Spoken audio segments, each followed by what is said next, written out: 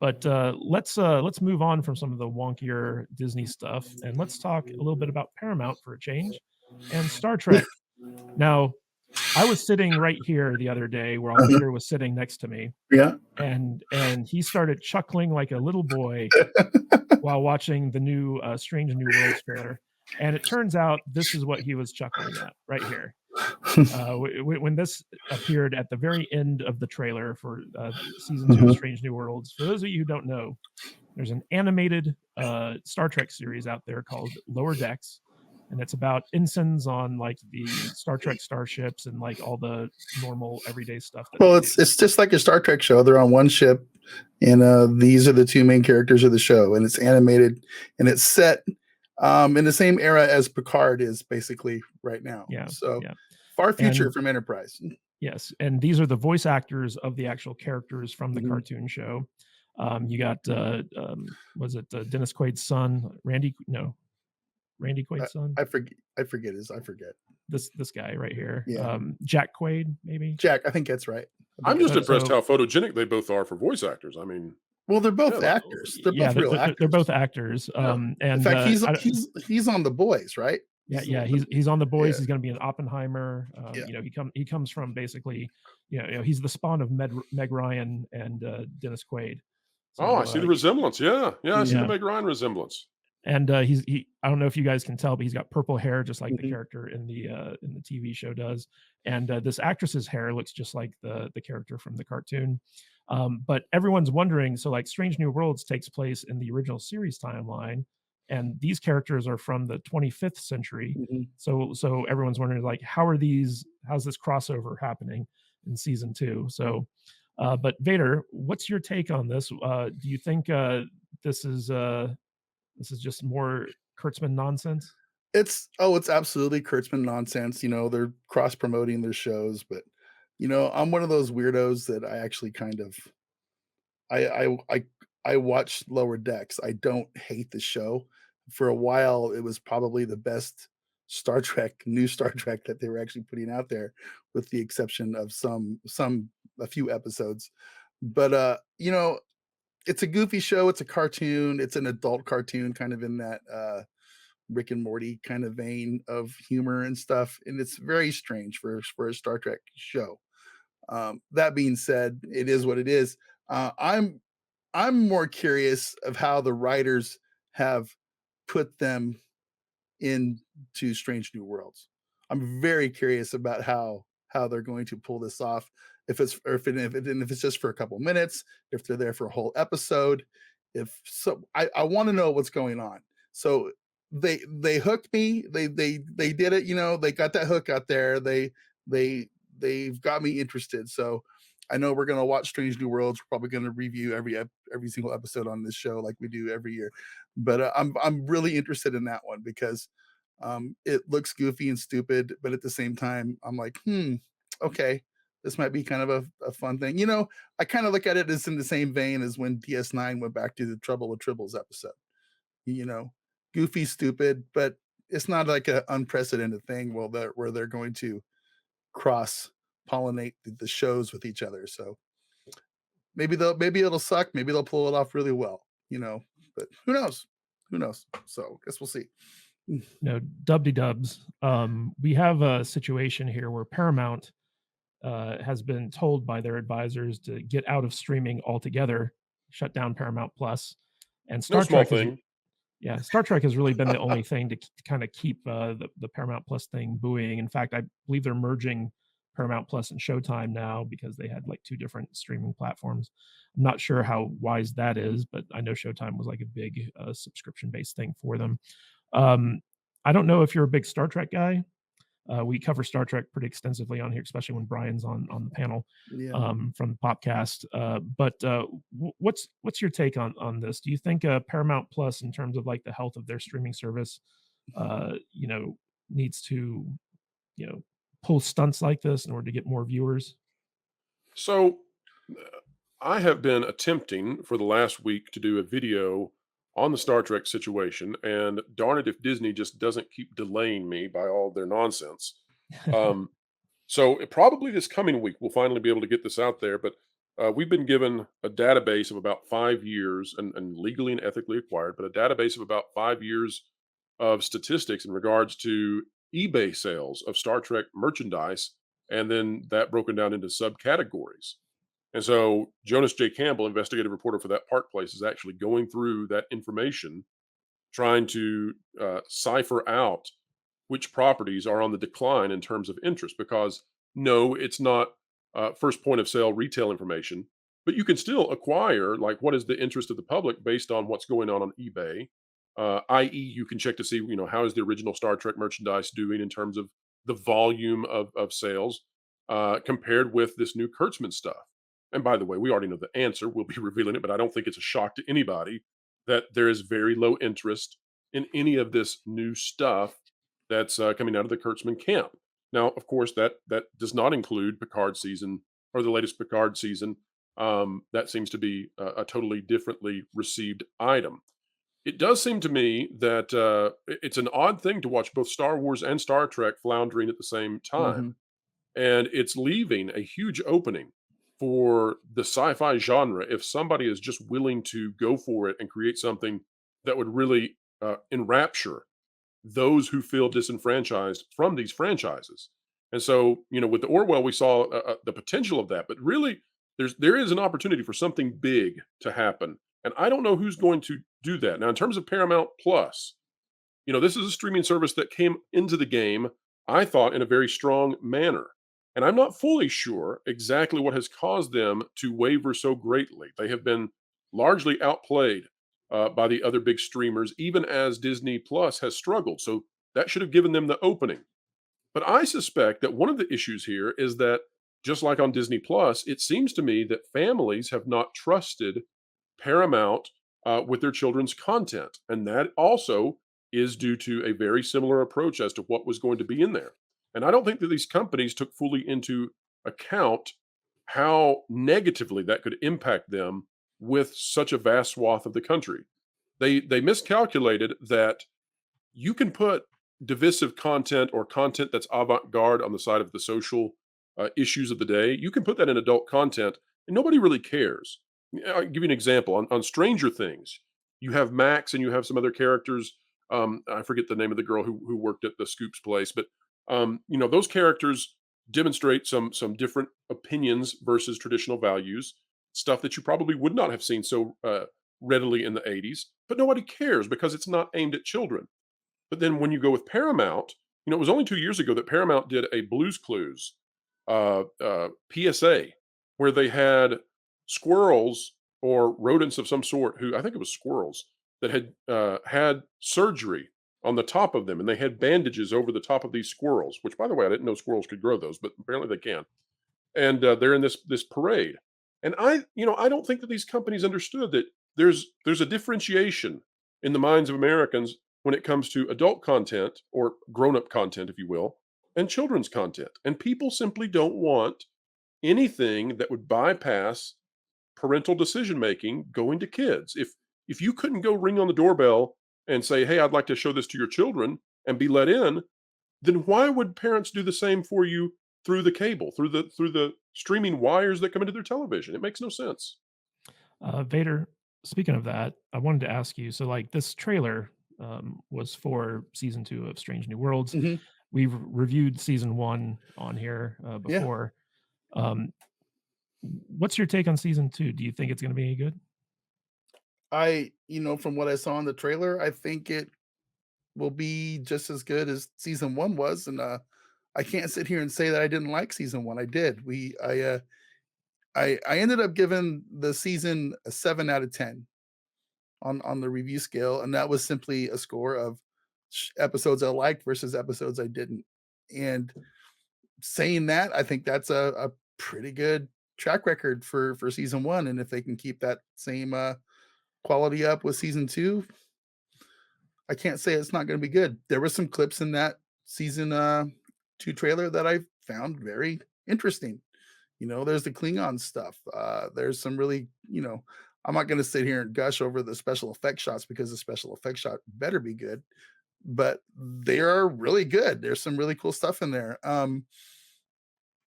I'm interested what they're gonna do with Cybok because they introduced him right at the very end of season one. That's a really interesting story arc that they need to explore, and I'm assuming they're exploring it because why would they introduce him at the end of the season, right? There's some stuff in there that I think is I can't expand on, but it seems a little bit weird with the younger version of Kirk. I'm not sure where they're going with that, or if I don't even know why he's even in the show. I don't think he really needs to be in the show other than to get Star Trek nerds chatting about it. I don't think they need to pull that card yet, Yeah, personally. Waiter, what do you? it really Mhm. makes me wish that these were different original characters set in a different time period in the Right, Star Trek universe, so that we were just free to like do anything with them as opposed to comparing them to right. like the original series and stuff like There that. there was in the trailer, there was a lot of stuff with number 1. She was featured heavily in the season 2 trailer, and that was a mistake, I think, because, season 1, she got arrested and taken off the ship. We had no idea what was gonna happen to her. We all know she's gonna come back, but, they didn't even, like, let us stew on that until the new season started. You know what I mean? It's like, "Oh, well, there she is in the trailer prominently, so she's obviously gonna be back on the show fairly quickly."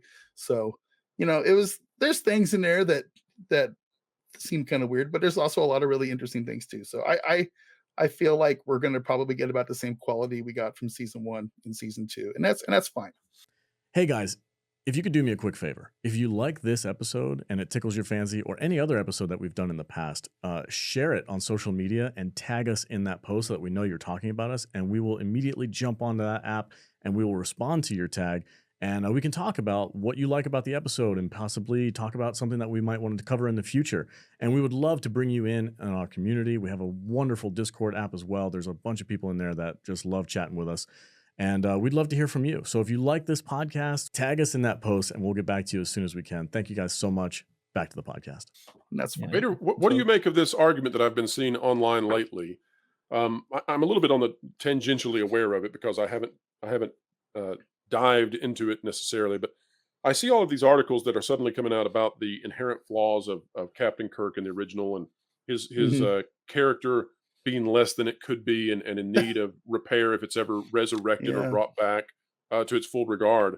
What are they talking about? Why do they need I to go in and change this character at a they, fundamental level? I think that's just what these people do these days. I mean, they like to dig into the past and point out the problems of of of Don't you do shows that and to people them? and characters.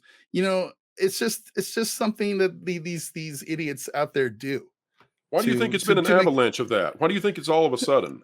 because I really don't know the answer. I really don't. But they're doing stuff like going back and they're like I feel like this started with a few years ago when they dug up an old John Wayne interview or something from a Oh yeah, Playboy magazine, right? yeah. Is that's the first example that I can think of where they're like robbing the graves of these people and these characters and trying to cancel them, you know, Well, after they're they have to be gone. held to And their pristine standards, but yeah, they don't want to right. be held to the same.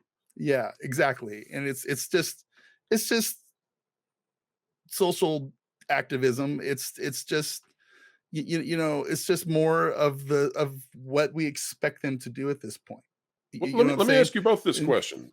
Go ahead with your thought. I don't mean to interrupt you. no, no, no. I really, my thoughts are very short and fleeting, kind of Well, slow. So so so um, So what I try to do on my channel, and I think this is why there's been the growth. I'm not, I'm mhm, not fully aware of what's going on either. I'm sitting back and saying, "Wow, this is crazy." mhm, But I think part of it is that I try to go down to this philosophical level to understand these things. right. And so I want to toss this to you guys and see what you think because I'm playing around with it in my head, trying to see what I think about it. I wonder if what we're viewing across entertainment is a function of what I believe to be that this woke ideology, formerly called the SJW. You guys have taken that. I congratulate you on it. Well played. We love But our SJWs. Yeah. that's Yeah, right. That's right. But they've developed this quasi religious position where they're very good at condemnation. They're very good at damning and canceling. mhm, There's no mechanism inside their belief system that I can see by which one can be redeemed, by way of which one can, Right. seek out to atone for the sins of the perceived SJWs. What do you guys make of that? Is that what is killing, in part, our entertainment? This lack of an ability to bring back someone from their flaws? Um, so here's the thing, right? There's a broader issue in Hollywood, which is that talent isn't necessarily rewarded. People who deserve certain positions don't usually get them. Having worked in the industry, I know that it's really about your interpersonal relationships. So, like, if you have parents that have connections that can hook you up, if you have money, if you are friends with the right people, you tend to get the jobs. And when it comes to writing, right, storytelling, there is no real barrier to entry, because as long as you can type keys on a keyboard and put words onto a screen, you're technically a writer. So you have a You're ton of suggesting that people. words per minute is your most valuable asset. I'm suggesting, like, being able to use Chat GTP to write an essay. Right. Oh, you've made him mad now. You've is about slapped the the level hornet's nest, of sir. skill is about the level of skill that's necessary to be hired as a writer in Hollywood. So you have a broader issue where the writers who are getting hired aren't getting hired based off of the quality of what they can produce. It's based off of their interpersonal relationships or what have you. And speaking of interpersonal relationships, I want to bring on the All Father himself, Odin from OMB Reviews. He's finally decided to join us after smiting his enemies. Yes, or in other words, bringing baby Thor to a birthday party. Here's a question for you, since you guys are experts on this: is it smited or is it smote? Smote. It's Smote. smote. Okay, just checking. I Yes. stand corrected. Smote it is. Yes, Yeah. everyone loves a good smote every now and Smite, smote, smitten. Got it. But now we have two big brains on the panel when it comes to industry insider information. Real quick before I throw this over to Odin, Matt Bader, we had a good friend of the show gift 5 subs. Yeah. You want to give Yeah. that a shout out? Yeah. God, I gotta find it. Oh, there it is. Shout out to our friend WG for gifting 5 subs a while back. Thank you so much for that, sir. We appreciate it. So goal met. Let's do another 5 subs. Let's up that goal. Let's do 10 today. 5 more. Let's do 5 more. See if we can get 5 more subs going. And just a reminder that the content for members on the YouTube channel is going to be video based, and the content for the members on the Patreon is going to be audio based going forward. right. So we're going to have 2 different competing members areas over there. So if you guys want to check that out. So Odin, welcome. Howdy. Good to be back, as always. Did you get my message about kick.com by any chance? Yes, or I got some messages from it, basically how it's a Twitch competitor and it's still got a little ways to go. A little bit of a ways, but so we already talked about China and Disney, and now we're talking about Paramount Plus. What's your take on what's going on with between Disney and China, and also Paramount's kind of precarious position with streaming? Well, I don't know too much about the Paramount streaming situation, but when it comes to Disney, I just love how you had Bob Iger gone for just a little while, right? And it seemed as if the relationship between those two had kind of fallen apart, at least from between Disney and China, right? There was a long period of time when you just didn't have any films from Disney getting released there. And then all of a sudden Bob Iger's back, and it seems like every single movie, you even have films, what was it? Was it Black Panther that got retroactively released by the time that he took over? Yeah. And it was like, oh man. Yeah, exactly. So it's like, okay, so clearly Iger has a very cushy relationship with the Communist Party in China. And I think that it's something that is interesting because it has always been something that they and many other studios have used to kind of balloon their numbers, because on paper it looks really good, saying, oh, we made $200 million in China, look how awesome that is, but then just glossing over the fact that they're only getting like 25% of that even back, and so it's really fool's gold in a lot of ways. But it just, it kind of sickens me, to be honest, when it comes to Bob Iger, especially because they were seemingly, kind of putting a little bit more distance between themselves after especially the debacle with Aladdin. But now it's clear that nope, they're back to their cushy ways, and they're not really making China a whole lot of money, it seems, at least Which for a lot of their which, films. which brings us to the super chat from Bob Dorsey for $20. Thanks, Bob, one of our Saturday superstars. There is beginning to be a large pushback on all this woke trash. They have to push harder to accomplish more as resistance grows. And it's kind of interesting because, like, a lot of this stuff is being kind of fueled by ESG, which is basically the woke credit score, as I like to refer to it, that these companies basically have to adhere to in order to get certain amounts of funding. But the flip side of that is that the ESG is devaluing these companies. Like Target just lost like $9 billion because they were catering to the ESG score. And it's kind of this nefarious thing. I saw a really interesting news story about this morning, where basically China's behind, this corporate ESG stuff, Except and they're in their trying. country. No, in this country. Right, exactly. Except in yeah. their country. That's the point. Yeah, They support this stuff elsewhere. And the point of it is like they're getting these like traditional American companies to go along with this woke BS, and they're doing it specifically so that there is this backlash and the companies become ruined because people just stop buying their stuff, or like there's pushback to it. So they're running the companies, in their opinion, out of business by funding them to the point where, like, the companies are incentivized to basically put themselves out of business. It's kind of like an interesting take on that. And Hollywood right now, has been at the forefront of that for a very long time, I think, simply because they've been trying to break into like the Chinese market by catering to the Chinese. And a lot of their funding probably comes from these like ESG companies. D-Dubs and Odin, what's your take on that? Well, let me give a little bit into the weeds explanation for what's going on here. We're looking at, on a macro and micro level, a paradoxical conflict when it comes to this woke stuff. And here's what I'm talking about. On the macro level, you've just described it. We have the paradox of these companies attempting to get their ESG scores so that they can get money, while simultaneously disenfranchising their consumers and thus losing money. So you've got that paradox. But it also exists on the micro level. So it's not just at the corporate, national, state level, but it's also within these minor or lower level arguments. So we just had the super chat or the chat that popped up just then about the alcoholic beverage company. In that case, they receive backlash on one side. Then their lack of response condemning the backlash leads to a counter backlash. We've seen that on so many fronts. In Florida with the Disney situation, where they're taking on DeSantis.